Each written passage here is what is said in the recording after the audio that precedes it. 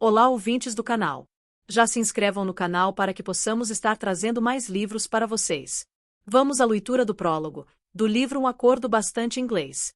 Muito tempo atrás, em maio de 1785, mais precisamente, Angus MacTaggart, conde de Aldris, atravessou as terras altas escocesas, as Highlands, até Londres em busca de uma noiva rica para salvar sua amada, mas decadente propriedade.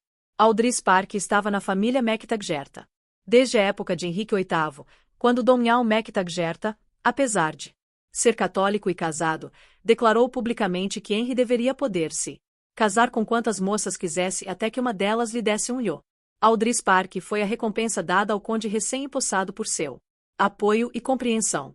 Nos 200 anos seguintes, Aldris prosperou, até que o fardo das colheitas ruins, das leis de regulamentação dos sempre intrometidos Sassenachas, como os escoceses chamavam os ingleses, normalmente com desdém, e do próprio gosto dos MacTaggart por beber, jogar e fazer investimentos extravagantes, incluindo um projeto pioneiro de bicicleta em que o motorista se sentava entre as duas rodas, mas que infelizmente não contava com um mecanismo de freio e que, depois de uma série de acidentes, quase foi responsável pelo começo de uma guerra dentro do clã Ross dos MacTaggart, começou a afundar a propriedade, que entrou em franca decadência.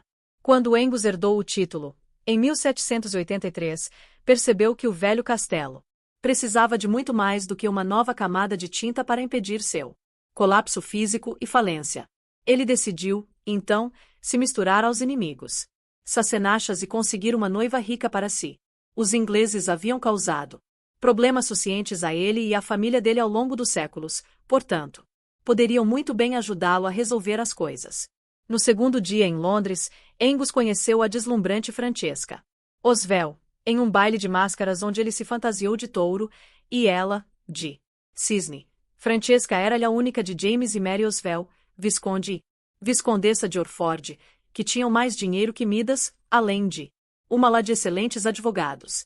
Apesar do receio de quase todos em Mayfair, Angus e Francesca logo se apaixonaram perdidamente e se casaram. Com uma licença especial, 10 dias mais tarde.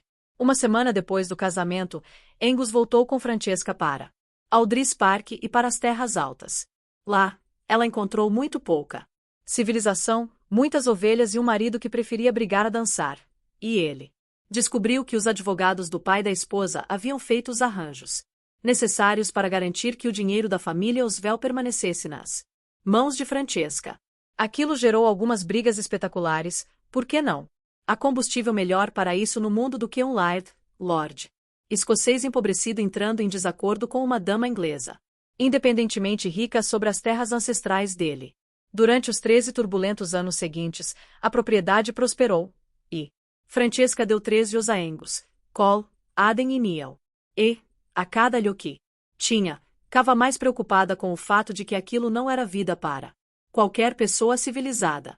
Ela queria voltar com os meninos para Londres, para que recebessem uma educação adequada e tivessem a vida que mereciam. Mas Angus foi contra, arrando que o que tinha sido bom para ele seria bom o bastante para seus rapazes.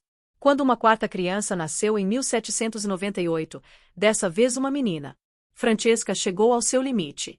Nenhuma dela seria criada com um sotaque primitivo, em um país rudimentar, onde seria ridicularizada pela sociedade elegante e considerada inadequada para se casar com alguém que não fosse um pastor ou um cortador de turfa. Angus se recusou a deixar os meninos partirem, mas permitiu que Francesca voltasse para Londres, levando a pequena Heloise, com a condição de que a esposa continuasse garantindo financeiramente a manutenção da propriedade. Francesca concordou com relutância, mas, como era ela quem controlava os cordões da bolsa, apresentou suas próprias condições para tentar manter alguma influência sobre os criados de forma tão selvagem. Todos os 3 deveriam se casar antes da irmã, com mulheres inglesas adequadas, e pelo menos um deles teria que se casar com alguém da escolha da mãe. Francesca sabia que Angus os criaria de acordo com sua vontade, mas os rapazes também eram-lhe os dela, e ela, por Deus, pretendia garantir que tivessem um traço mínimo de civilidade em suas vidas. Afinal, ela era-lhe de um visconde, e havia certas expectativas em relação à sua prole. Francesca se recusava a permitir que os Rios fossem vistos como homens primitivos e, sem sofisticação pelos vizinhos da família em Londres, e seguiu, determinada a estar presente na vida deles de alguma forma. Para fazer cumprir sua vontade, ela convenceu, ou melhor, coagiu, Angus a assinar o acordo, que continha a seguinte cláusula: se a jovem Heloise MacTaggert se casasse de fato antes de qualquer um dos rapazes, Francesca cortaria todos os fundos que designava para a propriedade. Se insistissem em 10 a ala, teriam que pagar um preço alto por isso, um preço com que eles e seus arrendatários não poderiam arcar. Angus não teve escolha a não ser concordar, e considerando que Cole, o mais velho, tinha apenas 12 anos na época da partida de Francesca, e Heloise era apenas uma bebezinha, ele apostou que teria tempo para renegociar. Angus e Francesca permaneceram casados, mas nenhum deles cedeu bastante para voltar a visitar o outro. No que dizia respeito aos meninos, a mãe os havia abandonado. Na primavera de 1816, Angus recebeu uma carta de Francesca anunciando o noivado da ilha deles e colapsou na mesma hora. Ele imaginara que, àquela altura, os Rios já teriam encontrado moças escocesas para se casarem e mostrado à mãe que, no M das contas, ela não poderia controlar a vida deles, mas os rapazes eram rebeldes e não se deixavam apressar. Agora, parecia tarde demais. Angus convocou os Rios para seu suposto leito de morte e confessou tudo: o fato de que era Francesca quem ansiava a manutenção da propriedade, o acordo pernicioso e as garras aadas que a mãe mantinha em relação ao futuro deles, que Angus atribuiu a um sintoma apresentado por todas as mulheres inglesas e seu jeito fraco, grudento e enjoativo. Pelo bem da propriedade e de seus arrendatários, os rapazes precisariam ir a Londres. Todos de uma vez. Não fazia sentido perder tempo ali para enterrá-lo. Menos ainda para chorar por ele, porque Francesca não perdoaria a perda de tempo e eles precisavam se casar antes da irmã. Os rapazes, já homens adultos, não caram nem um pouco felizes ao descobrirem de repente as responsabilidades e regras impostas por uma mulher de quem mal se lembravam.